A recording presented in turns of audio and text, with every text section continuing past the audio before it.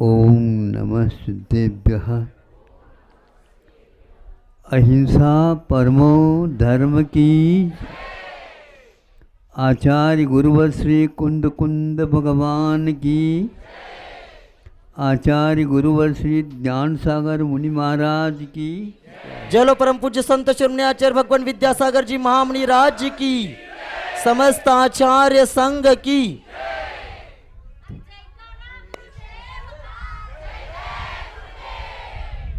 जब भक्त भगवान के बिंब के सामने खड़ा हो जाता है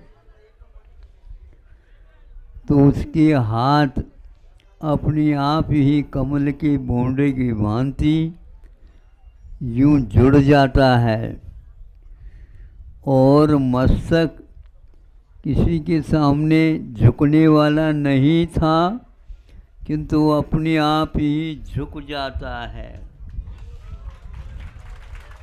आँखों में एक प्रकार से हर्षाश्रुओं का वर्षण प्रारंभ हो जाता है और शरीर में पूरे पूरे रोम रोम एक प्रकार से अंग अंग और अंतरंग से वह रोमटे खड़े हो जाते हैं। अब उसका कंठ कुछ भूलने के लिए आतुर होता है, किंतु वाणीम गदगदयन वपु पुलकयन नेत्रद्वयम श्रावयन, किंतु वह कुछ कह नहीं पाता है।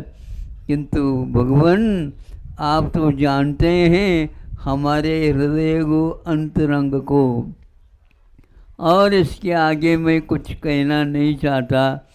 आपका यह सुंदर दर्शन मुझे प्राप्त हो गया है। अब इन मूर्तियों के बिंबों के दर्शन करने से आप साक्षात जहाँ बैठे हैं वहाँ पर हमारे इस नमोस्तु को स्वीकार कर लेना।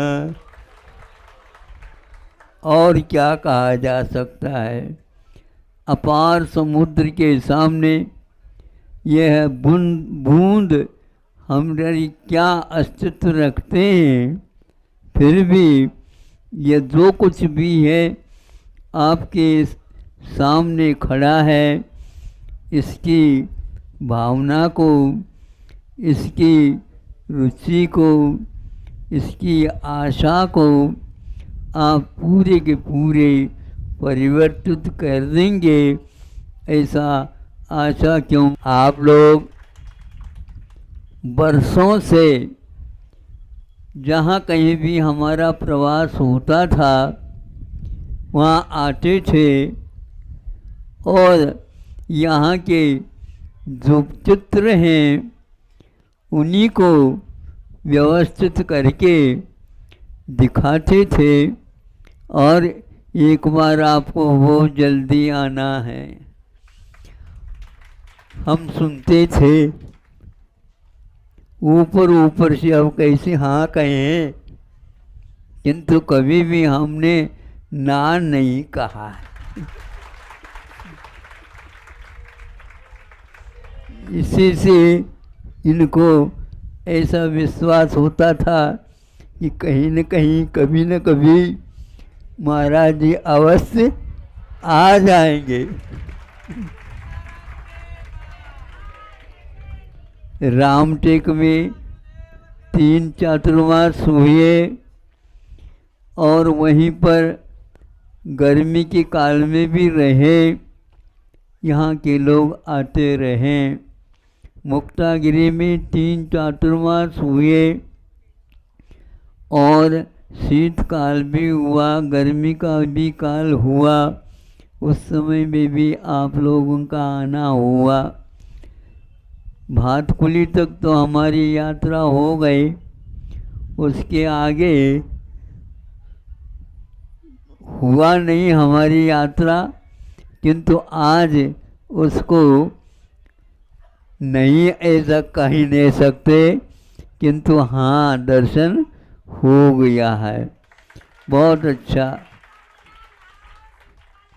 बहुत अच्छी बात है। जैसे हमने भगवान के सामने प्रार्थना की है, आपका भी अधिकार है और उस अधिकार को कौन रोक सकता है। भावना कुछ बोलना चाह रहे थे, संकोच में पड़े थे। मेरी मराठी भाषा है और ये मराठी भाषा समझते नहीं होंगे। नहीं, आप बोलेंगे तो हम समझेंगे।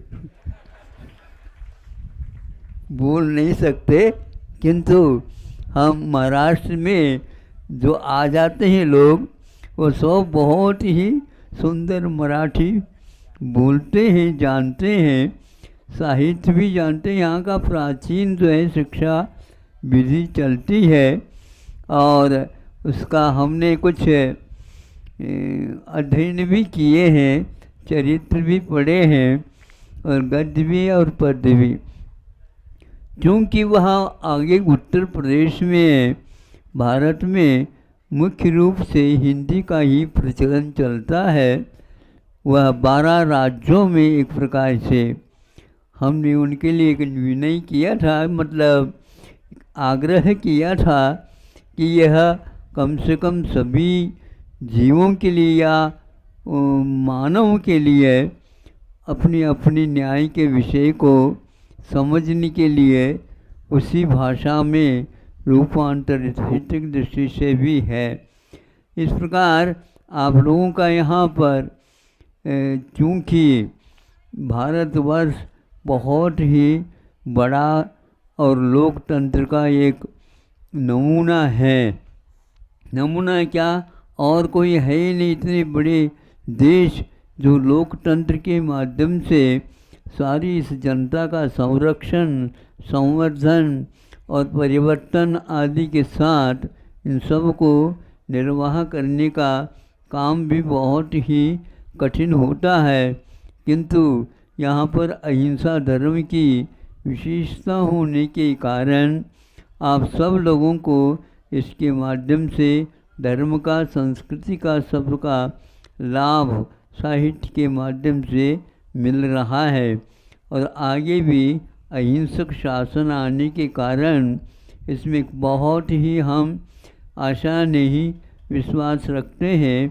अल्प समय में यह भारत एक प्रकार से विश्व में प्रसिद्धि पाने का और कोई लोभ नहीं है, किंतु सब जनता को इससे सुख मिले, शांति मिले, सबको आगे बढ़ने का उत्साह भी बढ़ता चला जाए, ऐसी धारणा, ऐसी भावना ले करके सरकार भी काम कर रही है। अभी हम आए हैं, देखो आप लोगों ने मांग की है, भावना रखी है, नेता लोग हाँ कह करके नहीं आते हैं, ऐसा हम तो नहीं कर सकते। फिर भी तात्कालिक देखो का यहाँ पर आए, मन में ये आ गया है, क्योंकि इन लोगों को जाते ही एक आध ऐसी योजना इनके सामने रखी जाए तो यह मूल संस्कार विधि जनता में फैल जाए, जिसके माध्यम से अहिंसा देवता की पूजा महत्व क्या है जन जन तक पहुंच जाए। इस हेतु से कल नहीं परसों या तरसों, परसों यहाँ या एक आध दिन हमें विलम्ब हुआ है। 17 तक आने वाले थे, लेकिन गाड़ी बहुत लेट हो गई है।